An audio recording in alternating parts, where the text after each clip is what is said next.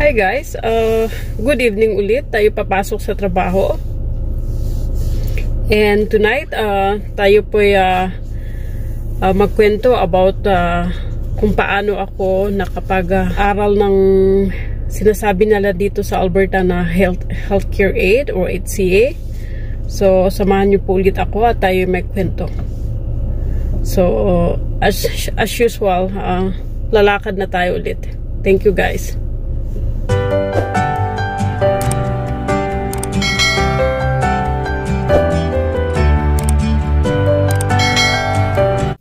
Okay.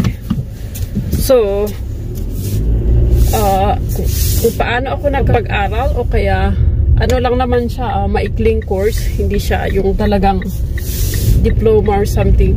Ito ay program lang siya na ano. Pero worth it siya na kahit maikli lang yung months. Pero ngayon, ano na, isang taon na. Nung araw, nung 2016, 5 months lang kami nag-aral. Pero puro exam, ganun. Puro, everyday yata nag-quiz kami. As in, puro quiz nung sa school noon. So, ang nangyari, matagal ako sa isang kumpanya ng fries. At, syempre, bago lahat, yung bago ka nakapagtrabaho doon ay may mga taong tumulong sa'yo, diba? So, ating pasasalamatan sila. And shout out to a friend, Ami. Salamat sa pagtulong mo at ako'y napadpad dito sa town of Taber. So nag-umpisa po nung nasa Calgary ako ay syempre nani ako, tapos syempre kasi nakuha mo yung sahod mo, yung pag ano ka na, open work permit ka na, ibig sabihin pwede ka nang umalis sa live-in caregiver, kasi live-in caregiver ako. Tapos after 2 years naging ano na ako, nakuha ko yung work permit na sinasabi nila dito. So nakuha ko siya. So ayun, fortunately na meet ko si Ami, yung friend ko. Tapos sinabi niya na bakit hindi ko daw i-try dito sa sa town of Taber. At yun na nga, may kumpanya ng fries. Tapos ang kahit dahilanan ay maganda yung benefits. So hindi ko nang ma-hit yung red light. So, magandang benefits dahil kompleto. So, sabi ko, tapos medyo mataas ang sahod. Kasi sa Calgary noon, $10 lang. Tapos, nung dito, 15 sabi niya. So, yun. So, sabi ko, ako kasi yung pagkaganyan na open work permit ka na, yun yung pagkakataon na lalabas ka na dahil maraming opportunity. Ibig sabihin, pwede ka magtrabaho kung ilang trabaho ng gusto mo. Kasi pag live-in caregiver ka, talagang maliit lang talaga ang sahod mo. Kasi live-in ka pa, wala ka pang papel. So, yun, nung naging open, nung may papel na ako, ayan, punta ako sa dito. So, niyaya ako.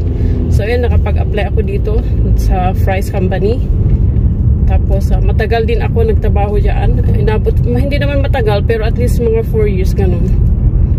Ngayon, syempre, pagka ganyan, may mga bagay na minsan, kasi yung kumpanya na yan, parang is not what you know, but whom you know. You know what I mean? May mga kumpanya na ganyan eh. Yung parang, palakasan. Eh, ako kasi hindi parang, alam mo yon, andito ka sa Canada, lahat ng bagay ay free kang gumawa ng gusto mo. Pero mga ganyang bagay, parang hindi ka comfortable. So, parang, you are trying to do your best na yung parang sabi mo sa sarili mo, parang hindi ito yung kumpanya na para sa akin. So yun na nga. So dahil ganyan na ang nangyari, so ayun, kasi nga yung nila, hindi talaga yung hindi to, kahit may utak ka, kung hindi ka malakas, wala, para kang na-stagnant doon. Eh, ayaw ko naman yung mga tipo na ganyan, yung parang hindi fair. So, yun yung dahilan kung bakit ako umalis. Pero maganda din yung benefits nun Tapos maraming overtime. Tapos yun, nag-decide na ako na mag-aral dahil yung friend ko na to nag-aral din. So sabi niya, bakit hindi ka alis na lang doon at mag-aral ka?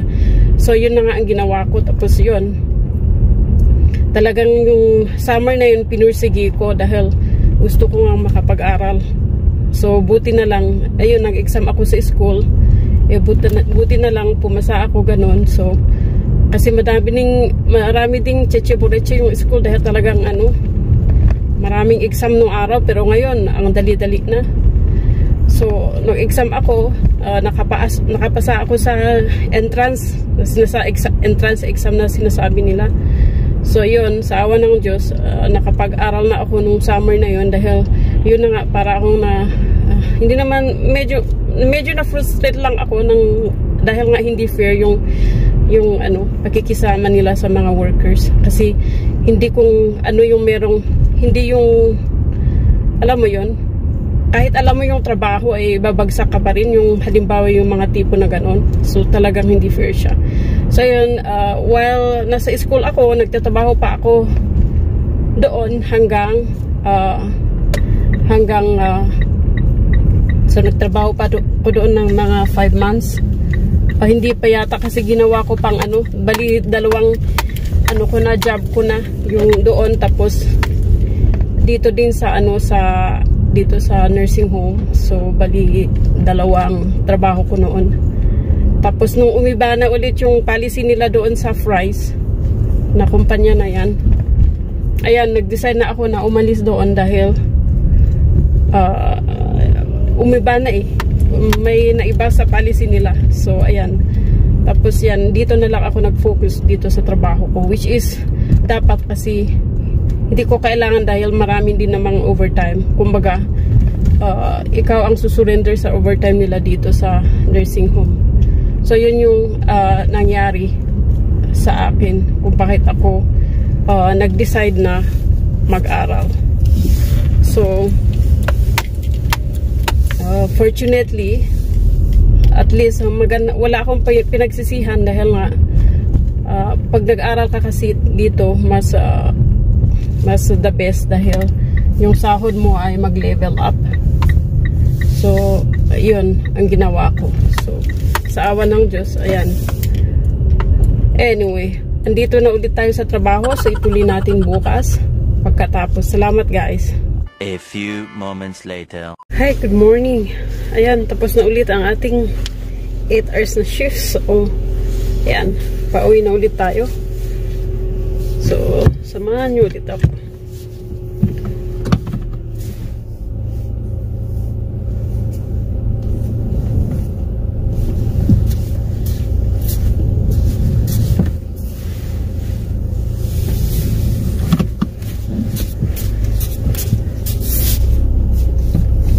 Nag-snow, kailan nag-snow kahapon. Tapos biglang na natunaw yung snow. So yan, parang walang nangyari. Ayan, okay na ulit, hindi na siya snowy. Foggy nga lang.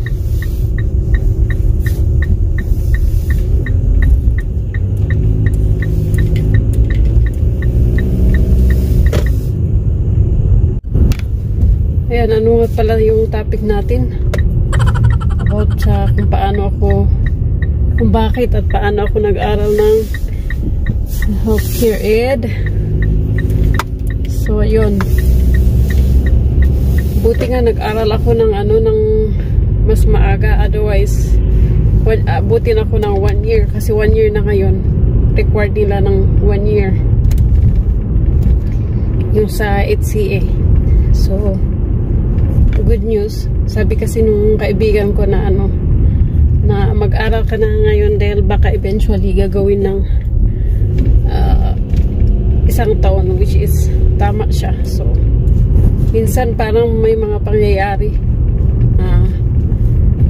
kailangang mangyari para mag-level up tayo. Ako kasi pagka mga ganyan, yung alam mo na kaya mo, tapos hindi ka pa rin qualify sa isang ano, para matcha-challenge ka pa. So, ayun. So, talagang hindi ko pinalampas. So, yun. Yun yung kwento about yan sa course ko. Kung bakit ako kumuha ng HCA. Dahil nga sa dati kong pinagtatabahuan ay yung sabi ko na is not what you know but whom you know. Yung lagi na lang palakasan. Eh sa akin hindi pwedeng ganun dahil alam mo yung o kayang-kaya mo yung trabaho. Tapos yung parang inaano ka na lang nila dahil parang iniipit ka nila. So kung mangyari yan sa mga trabaho nyo, yun yung sign na kailangang mag-ano kayo, mag-level up kayo. So, na-challenge lang ako. So, yan yung views, guys.